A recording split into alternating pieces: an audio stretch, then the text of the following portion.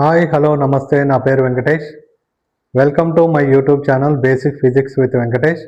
So మనం ఆసిలేషన్స్లో ఉన్నటువంటి long ఆన్సర్కి వచ్చేటటువంటి అటాచ్ ప్రాబ్లం గురించి డిస్కస్ చేస్తున్నాం. అందులో థర్డ్ అటాచ్ ప్రాబ్లం వచ్చేసి find the length of the simple pendulum which ticks seconds.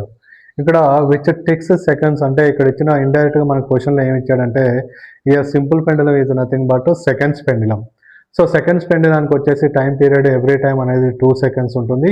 So ఇండైరెక్ట్గా ఈ క్వశ్చన్లో మనకు టైం పీరియడ్ వాల్యూ అనేది 2 సెకండ్స్గా ఇచ్చారు. So given that time period t equal to the 2 seconds. Time period t equal to the 2 seconds. So దీంట్లో మనం find out చేయాల్సింది ఏంటంటే లెంత్ ఫైండ్ అవుట్ చేయాల్సి ఉంటుంది. అంటే ఈ సింపుల్ పెండులం యొక్క లెంత్ ఎంత ఉంటుంది ఎప్పుడు అది సెకండ్స్ పెండులంగా తీసుకున్నప్పుడు. So we know that the time period of the simple pendulum. So time period of the simple pendulum, we know that time period of simple pendulum t equal to the 2 pi into root over L by G. T equal to 2 pi into root over L by G. So ఈ క్వశ్చన్లో వచ్చేసి మనం length find out చేయాలి. Already time period అనేది ఇండైరెక్ట్గా మనకి 2 seconds అని ఇచ్చాడు. అండ్ యాక్సలరేషన్ డ్యూ టు గ్రావిటీని మనం ఎవ్రీ టైం కూడా 9.8గా తీసుకుంటాం. సో దాని average value of the acceleration due to gravity on the surface of earth, that is 9.8 meter per second. So time period t equal to the 2 second, which is equal to 2 pi into root over L by G value 9.8.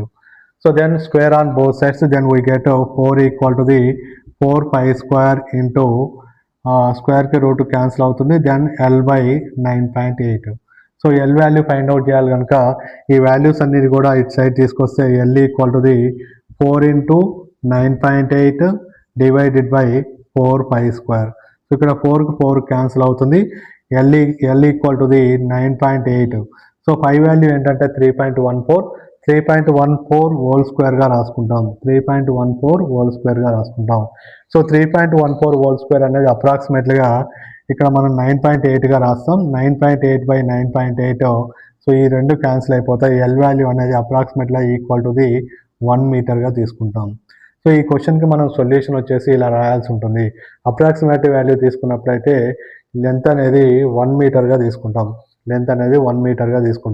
లేదంటే మాత్రం exact value తీసుకుంటే 0.998 మీటర్స్గా వస్తుంది. So it is the solution for this question. So నా ఛానల్లో ఇచ్చేటటువంటి content కనుక మీకు నచ్చినట్లయితే నా ఛానల్ని సబ్స్క్రైబ్ చేయండి, లైక్ చేయండి, షేర్ చేయండి. Thank you all.